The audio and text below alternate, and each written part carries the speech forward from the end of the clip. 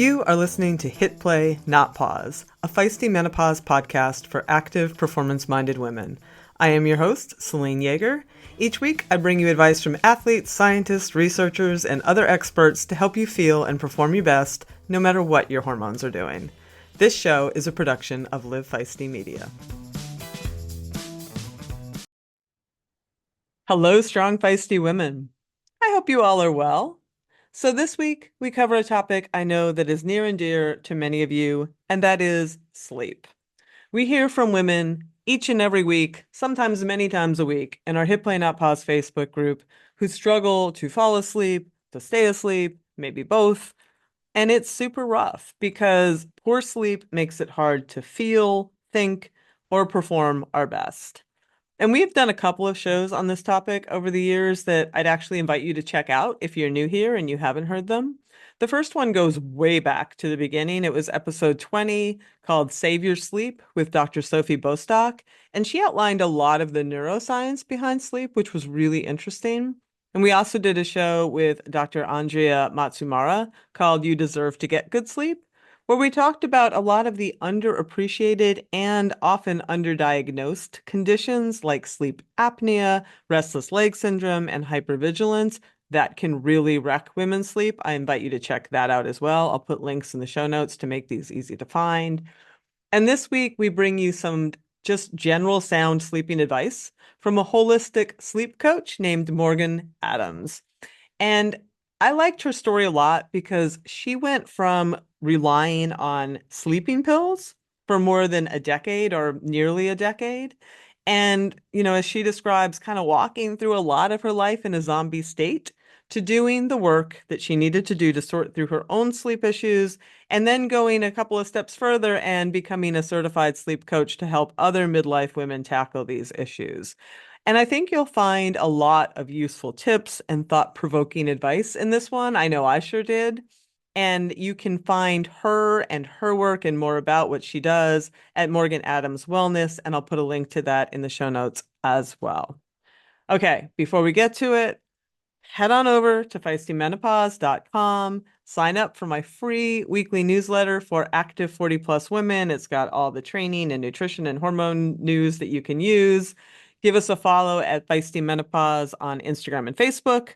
Come on in and join that private Hit Play Not Pause Facebook community where you can have conversations 24/7 about all of this. If you like these kind of conversations that you hear on the show, I also have a membership called Level Up that you'll also find at feistymenopause.com, where we have online sessions with experts just like you hear on the show, where you can ask your questions in person. Thanks quickly, as always, for the 5-star ratings and the nice reviews that continue to come in. They are helping us build this show, now going on its 5th, I can hardly believe that, year. Before we get to it, just a very quick thanks to Tifosi Optics for their continued support of this show. They've got really sweet shades for sport and casual wear. So check out the link in the show notes and you can use the code capital FM20 exclamation point for 20% off a pair. All right, enough of me. Let's have a few words about those awesome sponsors and get on with the show.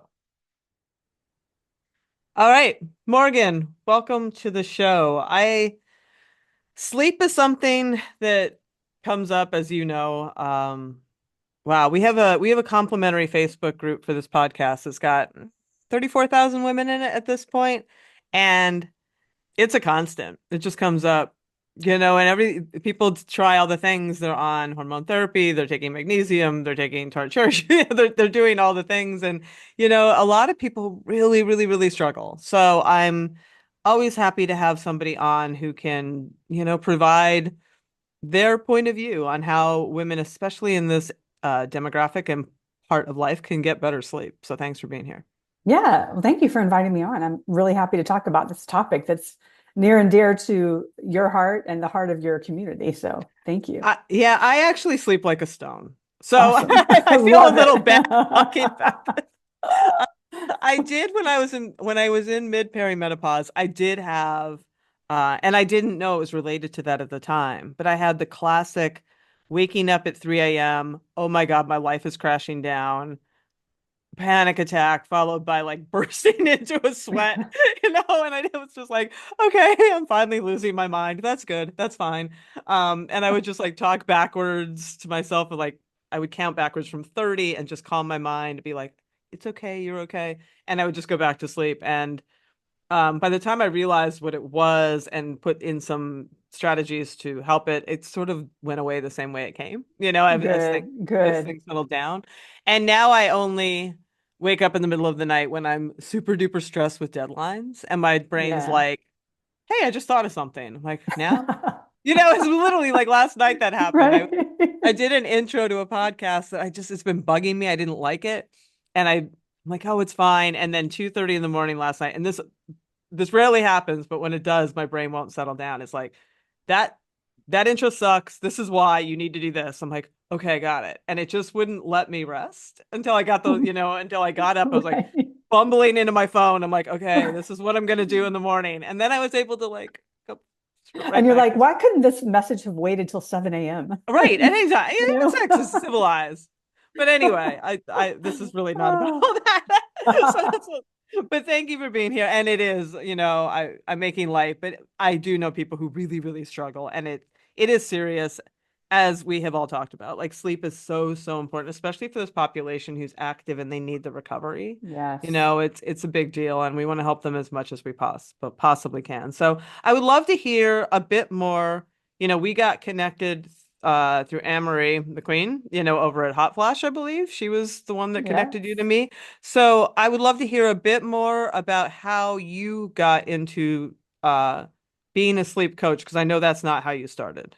Right, exactly. Well, my real journey with sleep, I'd say, began close to 20 years ago when I had my own struggle with insomnia. I had what they call sleep onset insomnia. So I Oh. would lie awake in bed 1 or 2 hours before I could fall asleep. Oh. And I was going through sort of a crisis in my love life, mid-30s crisis. Oh, We've probably they all been happen. there. They happen.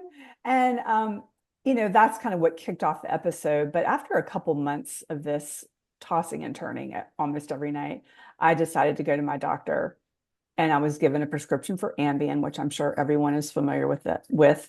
At the time, I was a pharmaceutical sales rep. Well, So my life was very much centered around medications, and that was the norm. So when I was offered a sleeping pill, there were no hesitations. It was just like, yeah, a pill for every ill, I'll take it. Fine. And it did help me get to sleep a little bit quicker. However, I had a lot of residual side effects the next day, a lot of like, grogginess, a mm, lot of fatigue, fatigue, brain fatigue.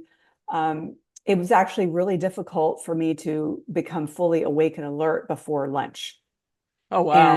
And we can talk a little bit about some of the things I learned about sleeping pills in a second, but I just dealt with the consequences of the side effects. I mean, I even had some night eating episodes. Not fun, not good for your sleep either. But When and I have to just, I'm sorry, I don't want to step in, but like an editor of mine, speaking of the Ambien days, had a bunch of I worked at Bicycling Magazine, and she had a bunch of saddles showing up from Amazon, and she was waking up ordering bike parts oh my online. gosh. Anyway, go Oh ahead. my Yeah, gosh, so yes, speaking of things side like that effects. happen. Oh gosh. So Anyway, go ahead. it was, but I kept on with it. I kept Yeah. on with the pills. At some point in that journey, I got a job in PR for a health department in my area, and I just remember getting told you have to write this piece in a certain amount of time, and just my brain would not catch up, and I was just getting reprimanded at work. So it was creating side effects in my daytime life, my work life. So this went on for about 8 years, and I met a man during that time who eventually became my husband currently. And during the early stages of us dating, he said, Morgan, when you take that pill at night, you kind of act like a zombie and it freaks me out. And I was like, oh, I just got called out in a very loving, kind way.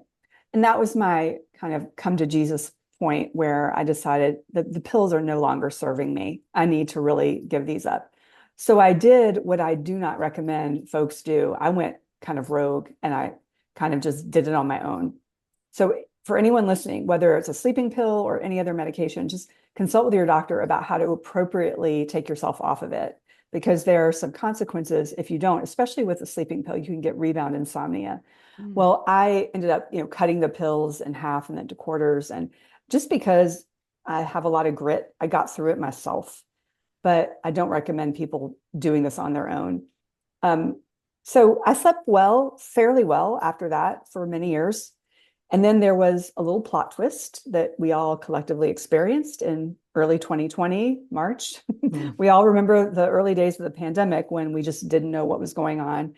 And with all of the uncertainty, I had a lot of anxiety, which affected my sleep. And I was like, oh no, we're not going back to the insomnia world again. No, we're not. We're going to steer the ship back.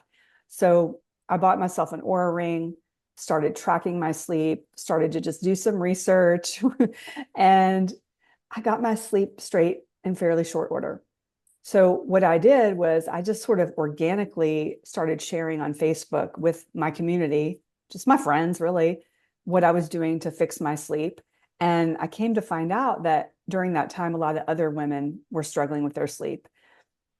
And so I thought, well, this is quite interesting. We're all having these troubles with our sleep at this point. Now, 2 years, I'll take you back just quickly. 2 years before that, I had a breast cancer diagnosis, Mm. which really was a huge turning point in my life as far as like, what do I want to do with the rest of my life? I was in my late 40s. I've got this, whole many more years to have a career. And it was, I just knew that I wanted to do something to help women with their health, but I wasn't quite sure what. I briefly thought about being a breast cancer coach, but that seemed a little too heavy.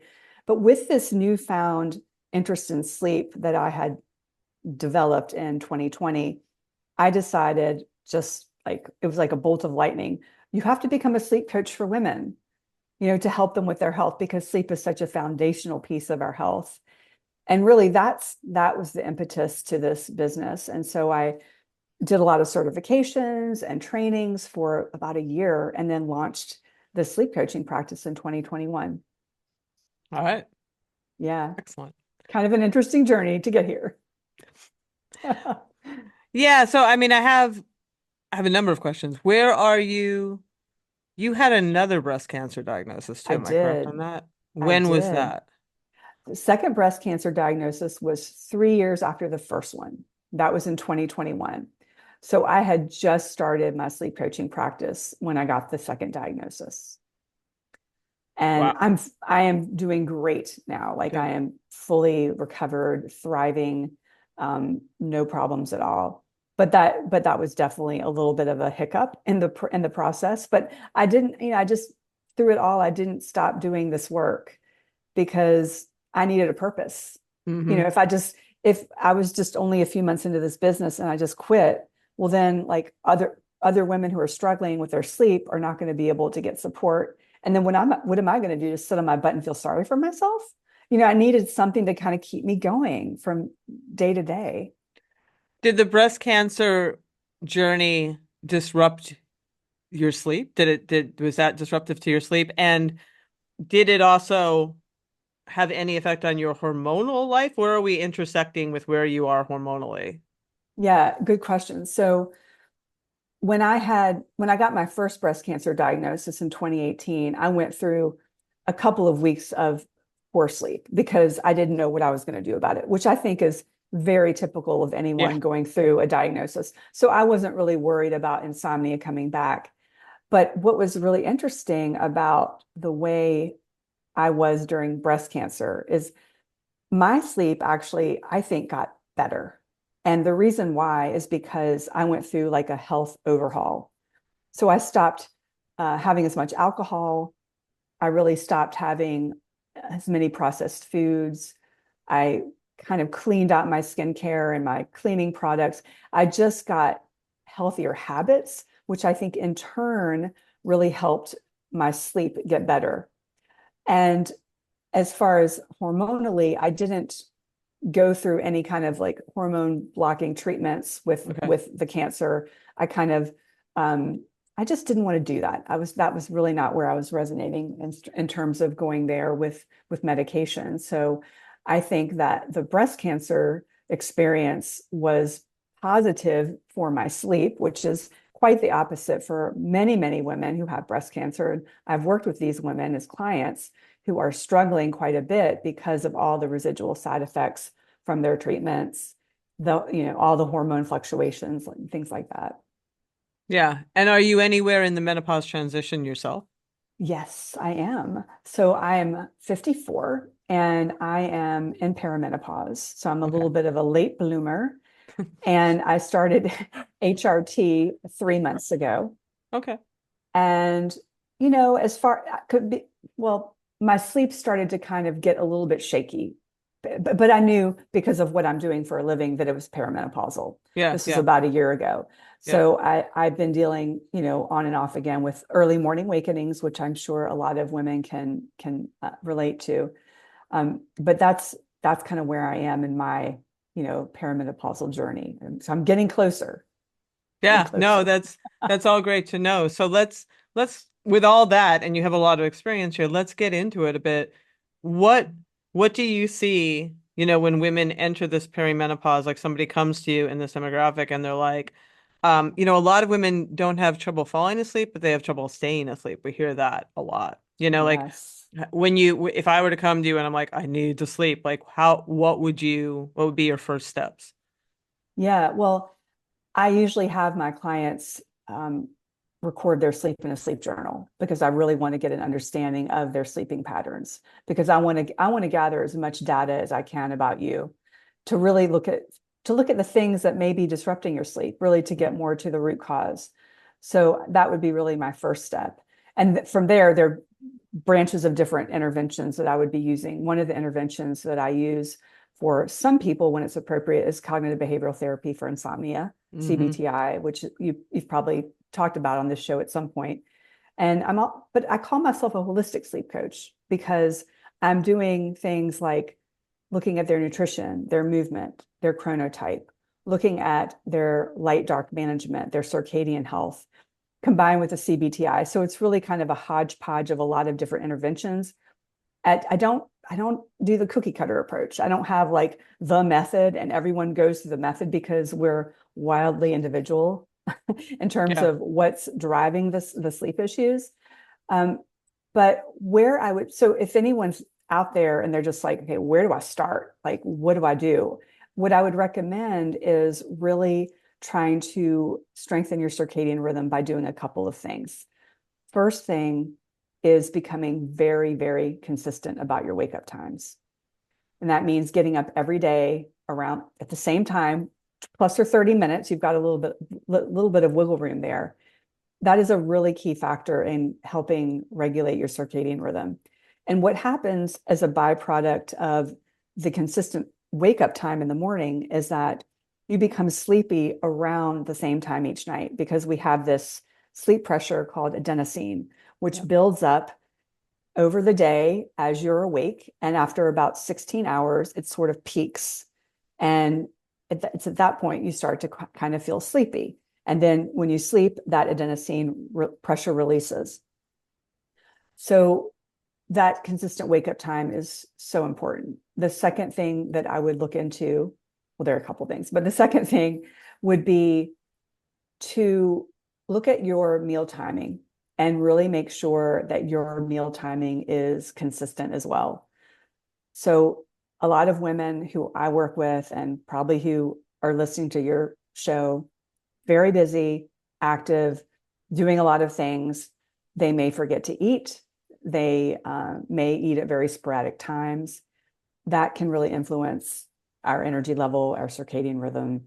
So what I recommend people do is just, have your breakfast between 8 and 9, your lunch between 12 and 1, and your dinner between 5 and 6. I'm just giving Yeah, generalizations, yeah.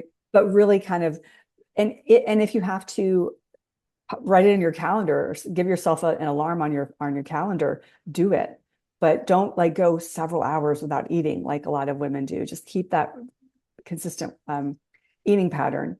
And then the third thing I would really try to lean in on as far as circadian rhythm management is getting light exposure as soon as you can after waking. So within 30 to 60 minutes. because that is a powerful, powerful regulator of our circadian rhythm. This morning light basically tells our body, here we are, it's morning. It's time to wake up. We have a lot of processes we need to complete. And so when your eyes are exposed to the natural light, what happens is it sends a signal to your suprachiasmatic nucleus, which is the circadian pacemaker. And there's this beautiful cascade of neurotransmitters and hormones that gets fired off from that looking at the natural light. So you're not like directly staring at the sun, you're just looking on the horizon. And you want to make sure you're not covering your eyes with sunglasses. And a lot of Do you people need to be make, outside? yes.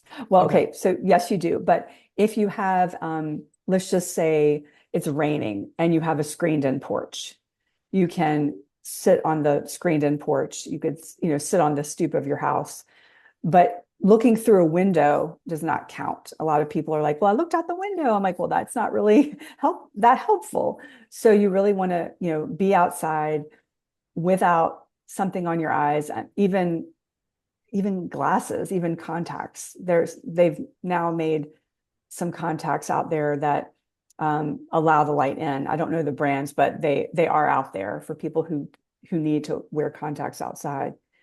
Um, and you want to try to get that exposure for at least 10 minutes if you can. Really important to do. So those are, I mean, I like to talk about those things in the beginning when I'm working with people, because these are things we can control, right? We can control the times that we eat, the time that we get up, when we go outside. Now, there will be variables because I think life gets in the way. And don't, what I tell people is don't beat yourself up. Don't let perfect be the enemy of good. Just do your best. But those things you do have some control over. It's a lot easier to control that than a lot of other variables in sleep. Yeah, for sure. And it's funny because as you were talking, I'm like, there's no way I'm taking my contacts out before I go. 'Cause I am blind as a bat, and I can do all that other stuff, but my contacts, they're Yeah. Well, that's you've got to be safe. I mean, like it's just like common sense. Like if you need your contacts to see, we don't want you out there tripping over yeah, things and hurting yourself in the process. yeah. Yeah. And to your point, don't let perfect be the enemy of good. If you're doing a lot of the stuff and doing it with some consistency, don't stress yourself out. I worry that sometimes people get, my God, I didn't get up at like people turn this into another layer of stress in their lives, and we're not trying to do that, I guess is what I'm Right. saying. Yeah. Yeah. Well said. Well Yeah. said. So interesting with the adenosine and the sleep pressure. Um, I understand, caffeine is a decoy for that, and naps help relieve some of that, and you can take a good nappuccino where you have your little espresso and then take a nap and blow some of that. Like if you're having trouble sleeping, should you try to reduce those kind of behaviors that take care of that sleep pressure during the day that you might not want? Yeah. So what I recommend to have that healthy buildup of adenosine is monitoring your caffeine use. Like you have your morning cup of coffee for sure, if that's what gives you pleasure, but really avoid relying on it throughout the whole day to give you that kind of false energy. Yeah. Also with naps, this is a really popular question. Is people are like, well, are naps good? Are they not good? And they can be a great practice for getting a little bit of extra boost of energy and cognition during the day. But we want to be careful about the timing of our nap and the length of our nap. So if you do want to make naps a practice, my recommendation is really to make them before 3 p.m. and to make them about 20 minutes, right? So you can think of naps as sort of like the equivalent of snacking before dinner, right? Mm. You're snacking on sleep. So like if you're snacking too much on sleep before the main event of bedtime, you're not going to be as sleepy. Yeah. So we want to watch out for that. And then something that you can do to build adenosine throughout the day is be active, which is, Mm. probably music to your audience's ears because they're already active. But the more active you can be, the more the more you're going to build up that sleep drive. And Yeah. they've done lots of studies on exercise and how it improves your sleep quality, the time it takes you to get to sleep, and your deep sleep. they've got like 13 different meta-analyses showing that exercise improves deep sleep.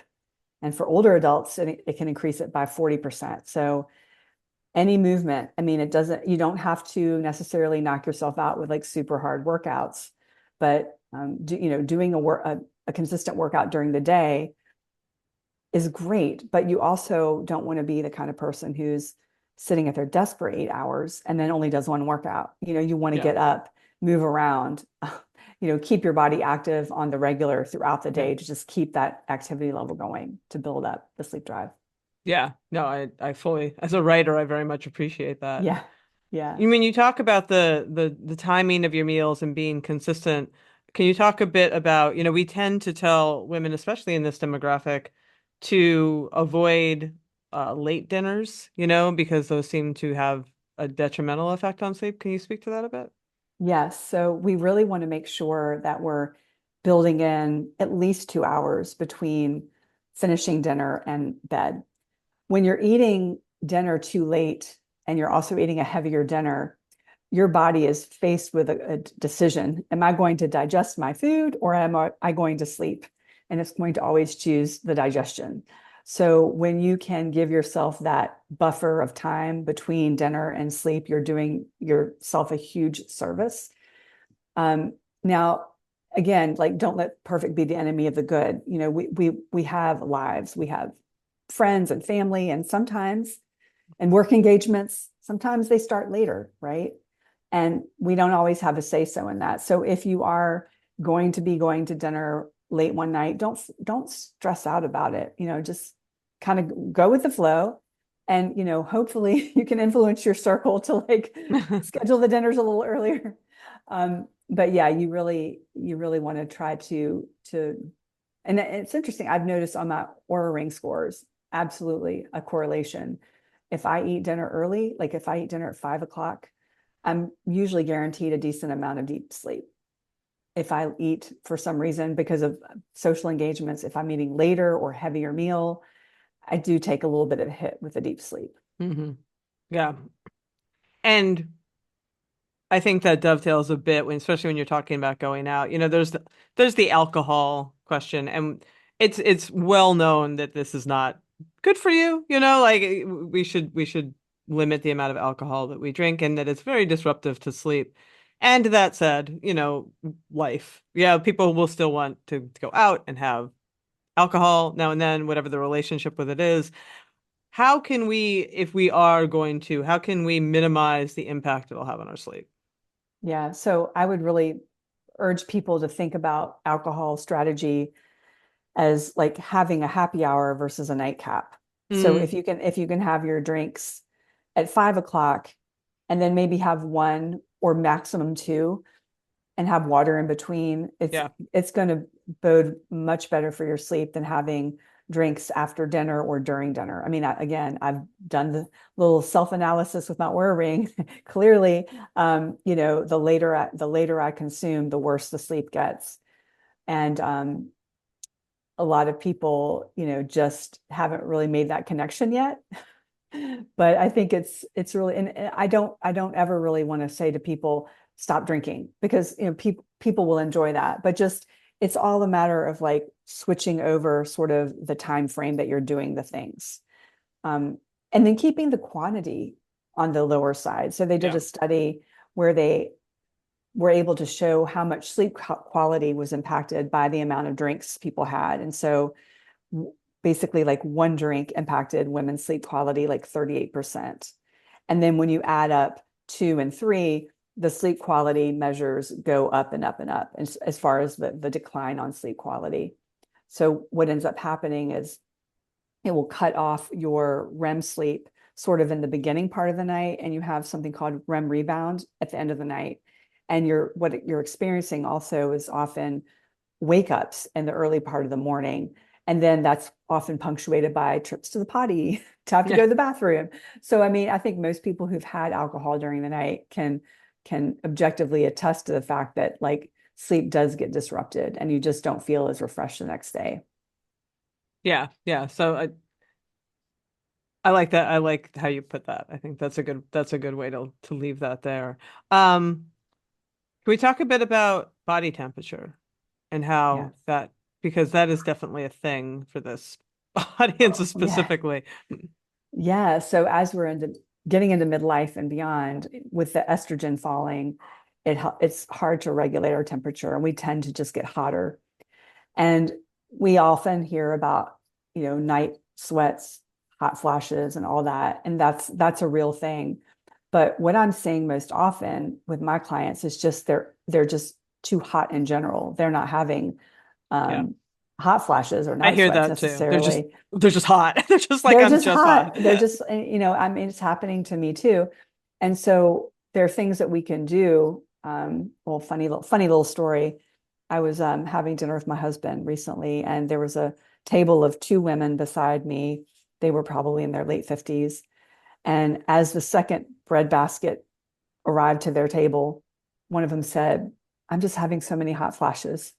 And they were both drinking wine, and I'm like, okay, no judgment here, but what you're the carbs, the simple carbs and the alcohol, that's going to exacerbate any heat or any hot flashes. So, thinking about what you're consuming before dinner can be helpful. But back to my point with sleeping hot, it's we can do some things about it. We can regulate the temperature in our home. So turning the temperature to, like, I don't know, 65, mid 60s seems to be a good temperature to have your bedroom. I have found that bamboo fabrics on bedding and sleepwear has been helpful for me. They're a little bit more breathable. And then the next level that I have found extremely life changing is the cooling mattress pad. Hmm. Absolutely life changing. They Because when I go to a hotel, I feel the difference, and I love it at home, but I'm like, oh, traveling not as fun anymore, because I don't think hotels really have these pads unless you go to like a really upscale one for, a different fee schedule.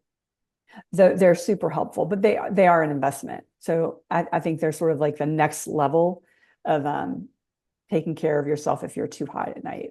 Yeah, they come up in the group quite a bit. Like the chili pad comes up. I can't remember what the other one. The eight sleep. Yep, I've that's it. I've had them both. Yes. Yes. And do they just, I don't actually, I've seen them, I've looked at the sites cursorily, but I don't really know how they work. Do you set them Yeah. to a certain temperature? And Yeah, well, you can. So they basically, there's like a tube. You've got a basin where you keep your water, and there's a okay. tube that comes through the basin, travels through the mattress pad, and you can set your temperature for a certain level. Yeah. So you can kind of decide what you want as far as, like, do you want it to be super cold? Like, I set mine to pretty chilly, but then in the morning when I wake up, I set it to be like a heating pad. Hmm. So it's like really comfortable. So the heat actually wakes me up. That's my alarm clock, so to But then you don't speak. want to get out of bed, maybe. That's the downside. Yes, I know. Sometimes I'm like, oh, I don't want to go to bed. It's Right, I'm so so comfortable. comfortable. That's the downside. You can also control both sides of the pad. So if you have a bed partner, they Hmm. can choose their side. There's some of the advertisings like we've saved marriages. So I mean, it's kind of nice for both parties involved. Yeah, I know. I could see that. My husband is a furnace. And I really do like I don't sleep as well when that part of the bed isn't weighted and there's not like that body next to, like I just sleep better. But he's so damn hot, Yeah. so I find myself like sticking my feet out, putting them back Yeah. in, doing all the things to try to regulate. That sounds like it could be an interesting investment down the road. I Yeah. don't know. Yeah. Yeah. Yeah. So what about like a less low tech or yeah, a more low tech solution? I have heard people suggest things like taking a shower, and doing that kind of thing before. Yes. Yeah. Thank you for sharing that. That's a good one. So taking a warm shower or bath about an hour and a half before bed is good, because what's happening is all the warmth that goes to your wants to go out through your extremities, and it inherently cools your core body temperature, because our core body temperature has to cool off by like 2 to 3 degrees to sleep. So I think the warm bath can be a really relaxing thing to add to your evening routine, not only for the cooling benefits, but just for the relaxation. Some people will put like magnesium, Epsom salts, and bath bombs and things like that Mm, can kind of add to the olfactory experience if you use like maybe a lavender yeah. oil, and it can be nice for a lot of people. Yeah, that sounds relaxing. And I Yeah. think that undercurrent of a lot of this is that bringing the stress down, right? Yes. Giving your brain a chance to switch off. I think that's actually really important during the day too, to help you go to sleep, is having those times when you're not like I mentioned about my brain waking me up in the middle of the night. Like if I address a lot of things or let my brain calm down during the day, I find it'll let me sleep a little bit more at night when I want it to be calm instead of Yeah. being like, hey, another thing. Yeah, We haven't. exactly. Exactly. Yeah, I've come up with something called what I think I named this. So if I didn't, and I stand corrected, but I call them mindfulness snacks because we've all Mm, heard of exercise snacks.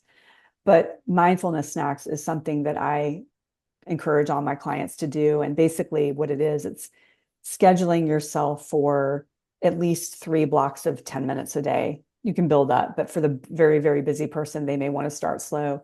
And essentially, you are just doing nothing. You're not you're not inputting any information. So if you're taking a walk, you're not listening to a podcast. You're just absorbing the nature and just your surroundings.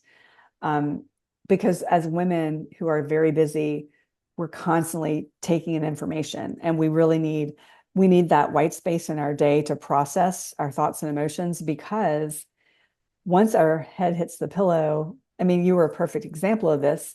Like maybe that day you didn't give yourself enough time. It pops up like little kernels of popcorn, yeah. either before you go to bed or when you wake up at 3 a.m. So that Yeah. white space and those little mindfulness snacks can take you far. Yeah, 100%. I like that. I like that idea a lot. And I also have personally, I wear an Aura ring too, and it's been enormously helpful for me. I have found that going to bed legitimately, at least a half hour ahead of time and just reading a book without anything else it makes such a difference in my heart, everything coming down, my Hmm. nervous system coming down, and just leading to a better sleep. Um, Yes. yeah. Yeah, it's so critical. What you do is beautiful, allowing yourself at least that half hour of wind down time, because a lot of people will go directly from like what they're doing as far as work right to bed. Like for the people who have children, you would not, I mean, like I don't have children, but I do know this about children. I know Oh, I've that had they them. Yes. okay, and you can personally attest to this. They need some kind of wind down routine. You wouldn't Yeah. just plop them, from the living room and just go, you're in bed now. Bye. See ya. I hope you sleep Nighty well. night. Like, yeah. You have this routine that you make sure you follow, or, chaos will ensue. So we need to, I say sometimes we need to treat ourselves like the toddlers that we have raised. Yeah. So, so giving ourselves that space, a half hours the minimum, but if Yeah. you can build an hour in, that's even better. Yep. And just allow yourself not to have what I've heard someone say is reduce novelty in the last couple hours of bedtime, Mm. which I thought was really smart, because if you're sort of doing the same old, you're not going to get cognitively stimulated. Whereas if you're like embarking on a new project, or maybe trying something different, right before bed, it might just be a little bit too cognitively stimulating for you. Even being on your phone, right? Like Oh that's, yeah. yeah. Yeah. I mean, the phone can be a real problem for a lot of people. I have a lot of clients who come to me and they're like, look, I am just really having problems disciplining myself from using the phone at night. And once we get them to the place where they've taken their phone to another bedroom. Like I'm like, put your phone in another bedroom to go to bed. It's got its own bedroom. And they break that habit. Like they always tell me the sleep is better, Mm. because it's working. The phone is our enemy on a couple of different levels. Number one, that blue light is stimulating to our eyes. It's reducing our melatonin secretion. So we're getting that hit. But even just as importantly is the content that we're seeing on our phone, especially if we're scrolling social media, which is, I think, a really common nighttime activity for people to do. You get sucked in, you kind of lose your ability to kind of assess your own sleepiness cues. You get lost in it. And I mean, the content can be triggering for a lot of people. You don't necessarily, unless you curate your feed pristinely, sometimes you don't know what's going to pop up and that can get your brain going. So yeah, I definitely recommend putting your phone away, as early as you can. And I know things will happen. You'll have to like order something for the next day, or you have to check your schedule for something.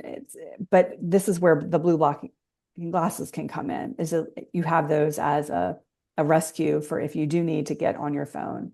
Those are incredibly helpful. Also, the red light trick on your phone. I don't know how to tell you this right here, but if you Google how to make your phone red light, there's a thing you can finagle in your settings where you triple click one of the buttons on the side and your phone has a red screen.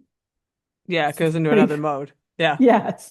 So that's kind of a quick little rescue for you if you need. Yeah, that's I appreciate that too. And I imagine it takes people a while to get to that phone in the other room. Um, It can yeah. be tricky to get them to do that because it's such a soothing thing for a lot of people. Like they think it's soothing, but it's not, Yeah. right? And in the moment they think it's soothing, but once they put it down, the repercussions are there. Yeah. I am also an earplug person. I Mm. did a sleep study for a story, a magazine story years ago.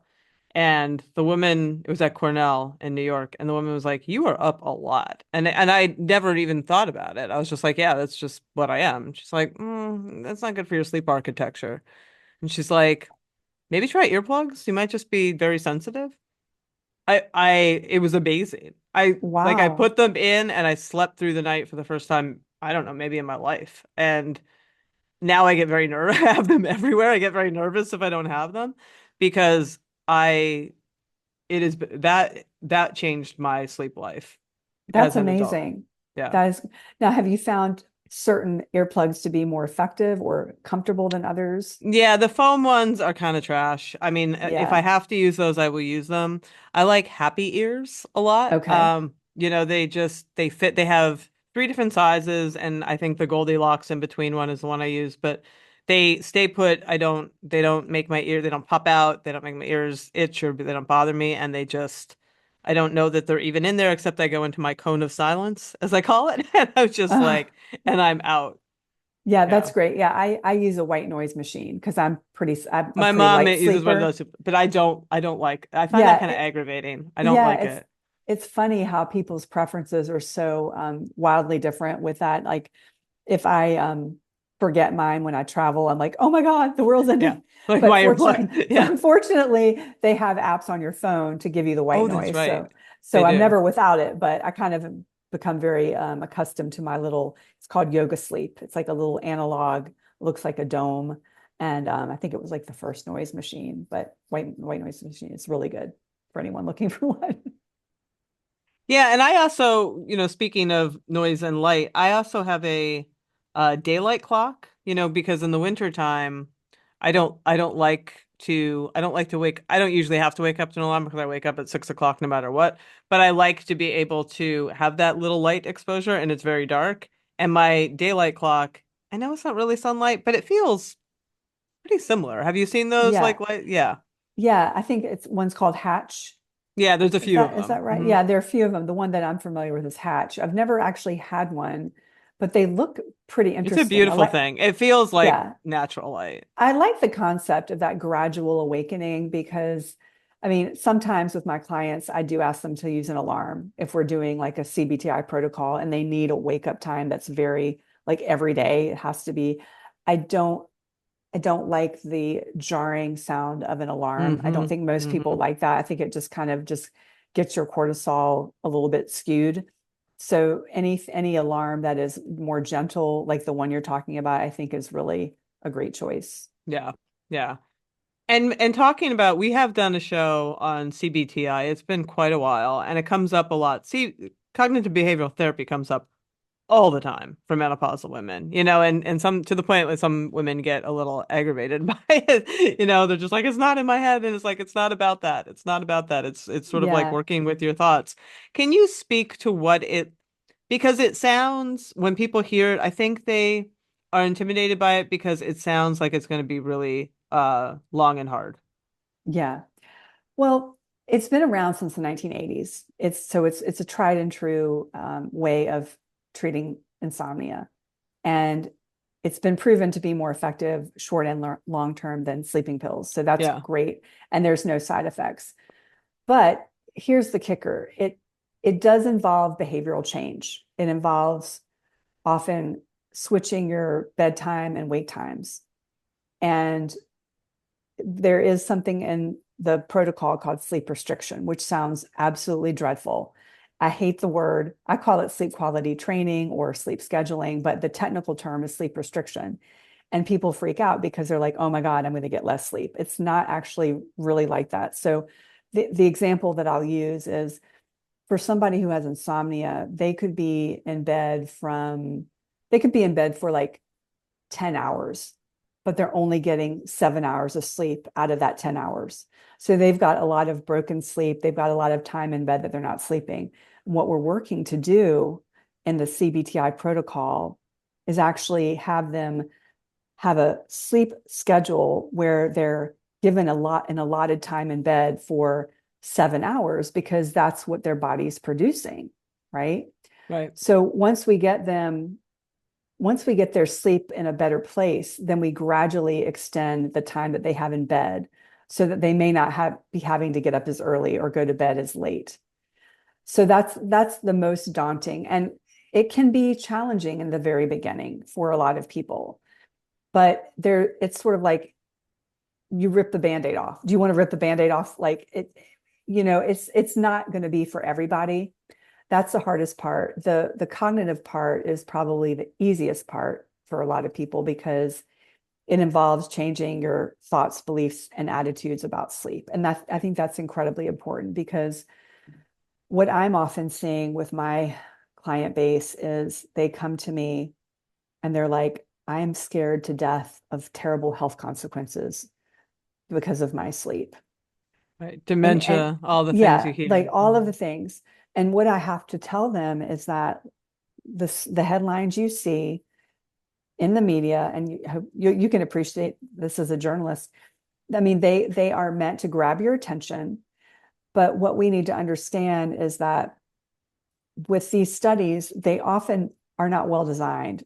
They're not placebo-controlled trials. They're observational studies over a long period of time where they're noticing, a correlation between X and Y. Right. And when I share this with them and kind of talk them off the ledge, like they're like, oh, okay, I get it. Like I'm not necessarily going to get X, Y, and Z disease because I have insomnia. And they're like, okay, great. We also have to consider the fact that there are other health behaviors other than sleep that can add to our longevity and our resilience over time. Like we can exercise, we can have positive relationships, we can eat well.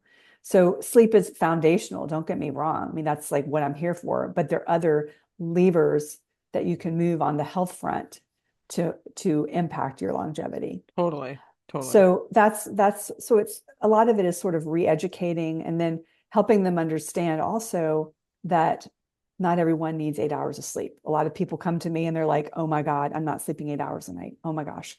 And what we have to understand is that 8 hours is it's the American Sleep Academy recommends between 7 and 9 hours. And so 8 hours gets sort of thrown out as like the middle of the two, but it's our sleep need is like a shoe size. Like we're kind of, we all have sort of our own specific number of hours that works best for us in terms of our sleep. And what I'm finding a lot with my clients is that they'll come to me and they'll be like, I need 9 hours.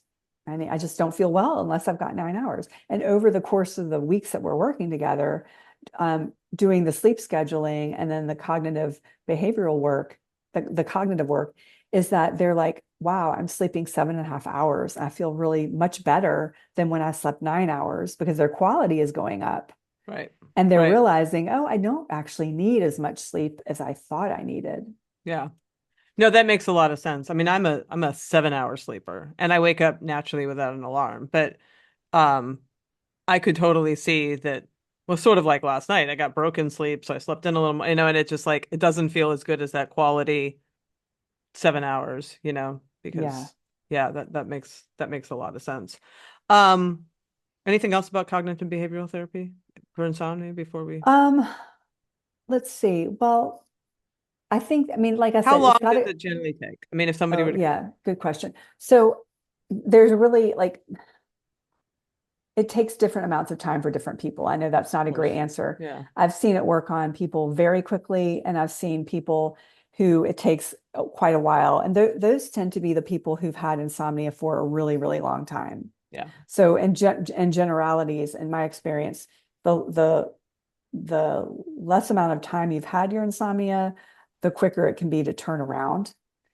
Um, and it's all, a lot of it is about, commitment to working on the behaviors because it requires to get out of your comfort zone a little bit, right? So I wish there was an easy answer for that, but generally speaking, probably 6 to 8 weeks would Okay. be sort of the norm.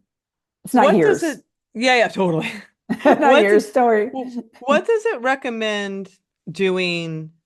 When, for myself, I've heard various different things. Like when you wake up and you're having a hard time going back to sleep, you shouldn't just lie there. You should perhaps get up and read or do something else.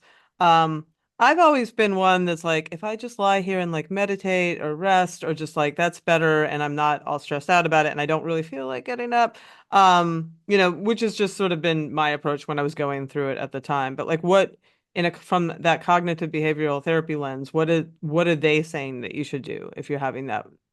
Yeah, well, the schools of thought on CBTI that are of the more stringent nature, they would recommend that you get up after like 20 minutes of not sleeping and go into another room and do something relaxing and dim light till you become sleepy.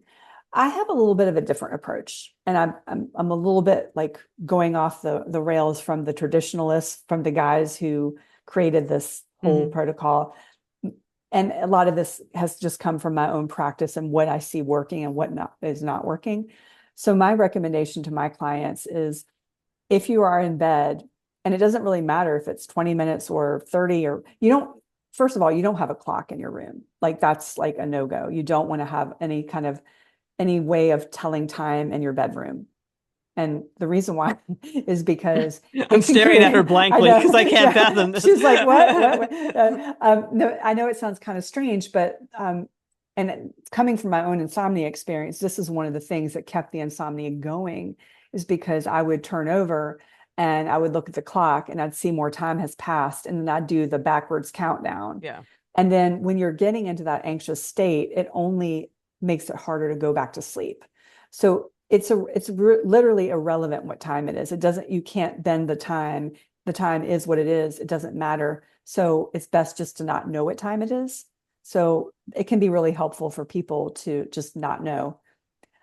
That said, this whole thing about 20 minutes, well, how do you know it's 20 minutes? You shouldn't be looking at the clock. So if you are in bed and you are finding yourself stressing, your brain is going, I'm not going to fall asleep. Uh-oh, oh my God, what's going on?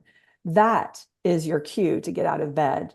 That is the anxiety and the stress is your cue because you do not want your bed and anxiety tied together. You want to right. disassociate the two. And the way you do that is by removing yourself from the situation, ideally going into another room in your house where it's dim and doing something relaxing. You know, sometimes the CBTI folks who are more old school will be like, do something really boring, do something really boring. And I'm like, I don't really agree with boring. Do something that you enjoy. I mean, don't go like, I don't know, don't like, do something stimulating, but like, don't punish yourself. Don't make it a punishment to be out of bed. Read a book or like have a little basket of things that you can rely on if you're awake at night, like crossword puzzles or knitting. Yeah, Or yeah. I had one client who actually did the most lovely thing. She had a stack of note cards, like the handwritten, you know, she would write notes, handwritten notes to her friends and send them to them.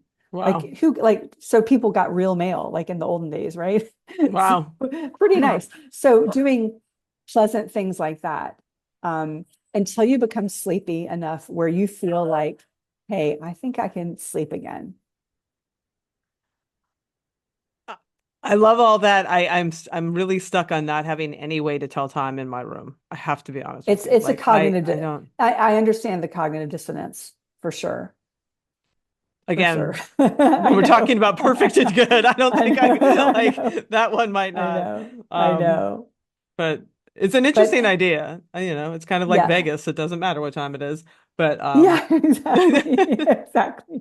Well, I mean, so I guess, but some people have an alarm. I mean, you need like legit. Some people ha have to set an alarm. Like yeah. they need something. Yeah. So when I'm working with, and and with my, trust me, like you're like a client, like I would have to troubleshoot with a client Yeah, in yeah, this totally. regard. But how I would troubleshoot with a client would be like, okay, you need to get up at a certain time. You need an alarm. So often the solution is to have the phone in a closet or in a bathroom that's right Mm, next to your room so that you mm-hmm. can hear it Yeah, when it yeah. goes off. That makes sense. But I think, if someone is like completely opposed to like not having a clock in their bedroom, maybe at least just turning it away from you, Yep. especially, yeah, Yep. that's a good solution. Yeah. That's a I'll good do that. compromise. I'll And compromise there. and also like I mean, I'm just used to the old school digital clocks that I had when I was a kid, just blaring the blue light. Like you don't want that kind of Yeah. thing in your setup. You don't want the light shining in on you as you're Yeah. trying to sleep. So Yeah. That here's makes a some lot of sense. workarounds. No, no, no. We worked that one out. That worked out. So I'm curious. Well, two things. I want to end with hormone therapy and that those thoughts. But let's talk. Well, maybe three things because I'm curious about your thoughts on some supplements too. But so let's talk about sometimes, especially this audience probably has the same thing. If I do my thing and have that early dinner, I will sometimes wake up in the middle of the night hungry. So can we have a snack? Like what's the Yeah, great question. So I am all in favor of a snack an hour before bed that is a small snack. Like hmm sometimes people think about snack, they're like cookies and ice cream. That's a great snack. That's actually not a good snack before bed. But I understand for the people that are very active and they may be eating dinner on the early end, sometimes wake ups that are at 2 or 3 a.m. could be from blood sugar crashes. Yes. So you want to prevent that. And so a snack that would be really friendly for your sleep and your blood sugar would be like a Greek yogurt with some almonds, Yep. or maybe a little bit of hummus with some carrots. Something that's got a little bit of protein, a little bit of fat, maybe a little bit of complex carbs, Yep. couple hundred calories. Yep. Sometimes people will even have a few bites of their dinner leftovers. Hmm. I've done that. So, but just don't dig into the ice cream and the cookies. It's not going to help your sleep. No, pour a little bourbon on top of it. You've got yourself Yeah, a there you really go. great nightcap. Um, Night wrecker. So you've obviously seen there's 12 billion sleep supplements out there. Is there anything that you think is worthwhile? Sleep supplements, yes. People send them to me. I've tried a lot. I've never really tried anything that was like a game changer personally, but I do know people who've had some success with them. The folks who have insomnia, like clinical insomnia, there's really no evidence supporting that they can be super useful for them. So I just Yeah. like I never want someone who has insomnia to like supplement, do supplement roulette, because they'll ultimately end up being frustrated because what we talked about earlier is the behaviors and the attitudes need to Yeah. change first and foremost. Supplements can be added on that, but for the run of the mill woman out there who's like, okay, I think I want to augment my sleep a bit, I would probably take a look at magnesium. That's Mhm. a pretty common standard one, magnesium glycinate, GABA, L-theanine. There's also, I'm actually kind of a fan of glycine myself. It's an amino acid, Mhm. and it actually has been shown to help lower your body temperature. Hmm. So if you're that's another thing we can add onto the list for hot sleepers is Mhm. maybe try a supplement with glycine if you're a hot sleeper. Um, those are some ones that I would probably start with. But again, there are so many out there. I mean, Yeah. because I'm a sleep coach, my Instagram feed is just full of them just coming at me all the time. Um, I did not hear melatonin on that list, but that was yeah, melatonin. I actually do like melatonin, and I should have recommend or mentioned that in this. Melatonin has it's a topic that is extremely divisive in the sleep hmm community. And I will say I am pro melatonin. And the reason why I am is because, especially for the women in midlife, is that we know that our melatonin starts to tank a little bit after we get into our 50s. Yeah. So personally, I feel like there is a decent use case for supplementing with a very small dose, like 0.3 milligrams of melatonin. That's usually when you're shopping for melatonin, you're getting like one, two, three, Yeah. but Uh, a very small dose um, can be effective for a lot of people. Now, if you're going to be shopping for melatonin, it's buyer beware because they did a study years ago showing wild variances in what was actually yeah, advertised I on the. remember that. You remember that study? Yeah. So, um, and also synthetic melatonin has the potential of having like 13 different um, ingredients that can be harmful. So, can't remember what they are off the top of my head, but there are ingredients in there that could really not be positive for you. So what I have found personally is using a plant melatonin called herbatonin. I don't know if Okay. you've heard of this, but Mm-mm. it's made with just rice, chlorella, alfalfa. They've done head-to-head studies comparing it to synthetic melatonin, and they found it to be at least 5 times more potent in terms of anti-inflammatory and antioxidant benefits. Hmm. So I have started leaning into that for my melatonin supplement that I take occasionally. And also, interestingly, with melatonin secretion, it will decrease like a few days before and after the full moon. So to me, that's another use case for supplementing it. A lot of people that I've talked to have reported having more problems sleeping around the full moon, and that might be one of the reasons why. Hmm. So there's some rumors going on around about melatonin, and that like I will squelch one of them is that you can't. People are saying, okay, if you take it enough of it, your body's not going to produce it, I have heard that as well. and that is we do not have any evidence Yeah. that that is actually in fact true. Yeah. So there's no like terrible side effect that you might get other than you might get maybe some vivid dreams or some grogginess. So Okay. those are like a couple of the more common side effects with the melatonin Yeah. supplements. And let's go into the hormones, and because I mean it's a good segue because I do know a fair number of women that do have a good experience with progesterone, using that at night when they go the hormone therapy route. Um, you have, I don't know that if you started your hormonal journey for sleep specifically, but um when when you're talking to a woman, when do you introduce this into the conversation, I guess is my question. Yeah, so after we've been working together for a while, and if we're not seeing a lot of positive changes that I would expect to happen, and she's not using hormones and she's in midlife, And we're not well, talking like if she's having raging night sweats and all that. Like that's another situation, right, right? Yeah. right, Yeah. exactly, Okay. exactly. So sometimes they will be, they don't often know a lot about it. But then also, I have had a lot of clients who've already been on HRT or are on it already and are still not getting relief. I I hear feel, that too. I I hear that feel, too. I don't know, I'm just speaking really subjectively here, but from my own personal experience, it seems like about half of the women get sleep relief from HRT and half don't. And, in my personal experience of taking it myself, I'm not really seeing it move the needle too much for hmm me. I'm not really, I mean, I'm cycling the progesterone. I take it days 14 through 28, and I'm on up to 300 milligrams Oh wow. during, yeah, hmm during so the doctor is cycling it up and down during Yeah. that last half of my cycle. And even on like the 300 milligram, I'm not really feeling, but then again, I don't have a lot of trouble falling asleep. So I think it's oftentimes better for the falling asleep. I think the estrogen is probably more helpful for the staying asleep. Yeah. Um, so I don't But it know. It's depends kind of, what's disrupting your sleep, right? Like that's when I go to yeah, the Menopause Society meetings, it's echoing what you're saying. It's like some women seem to have help, Again, if you are having like night sweats that are waking you up 10 times a night, that's a different story. And hormone therapy, if they prevent that, can definitely help your sleep. But if it's this absolutely. other more nebulous thing, it Yeah. kind of depends like what's going on. And sometimes it does seem to help, but it's not like a natural sleep aid that is guaranteed to help you for sure. Right. Yeah. A Yeah. lot of women just have this thing like, okay, it's going to be a surefire. I mean, I quite frankly thought that myself because I mean, as a sleep coach, I know all the right things to do. Yeah.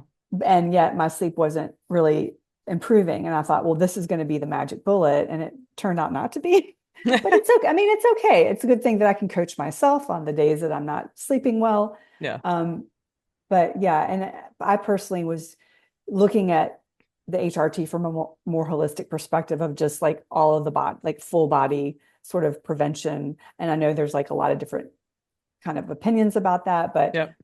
my And as opinion a was breast like, cancer survivor, you are okay with, I'm yeah. okay with it. Yeah, I read Cool. the book Estrogen Matters, and they Mhm. have a lot of interesting data in there about breast cancer. I mean, I wouldn't have used it like a year, like Yeah, a we year did a whole after. show on it with Yeah, but a, like a, we won't, yeah, an making, oncology specialist that yeah, specializes in women with breast cancer. So we don't need to yes, go down like all the yes, different kinds of breast cancer and the receptors and yes, that is a whole other topic. But yes. It's a yeah. meaty topic Yes. for Yes, sure. yes, it is. Is there anything, this has been fabulous, Morgan. I really appreciate your time. Is there anything that we have not talked about? I have crossed out all the questions that I have that you wanted to make sure that the audience heard. Well, I think we've covered so much. I think what I would leave everyone with is really rely on the tools that we have at our disposal, and that is, the consistent wake up times, getting a lot of light exposure during the day, doing the things that are free and accessible before jumping into like the expensive biohacks, like the cooling pads and there are all sorts of gadgets and supplements out there that are expensive. So before you get into the higher tech things, start with the basic things that are free and then work your way up instead of the other way around. Yeah, good advice. Good advice. Yeah. Well, I hope everybody has a good night's sleep, and I really appreciate you coming on to help us. I will put all of your links in the show notes so people are easy to find, or you're easy to find for people. Thanks so much. Thank you. Well, that's our show. Come on back next week for a special 200th, yes, 200th episode of Hit Play Not Pause, where I sit down with my longtime producer, Carrie Barrett, and we share our menopause experiences and talk about all the stuff we've learned over 4 years of doing this show. So come on back for that one. And until then, as always, stay feisty.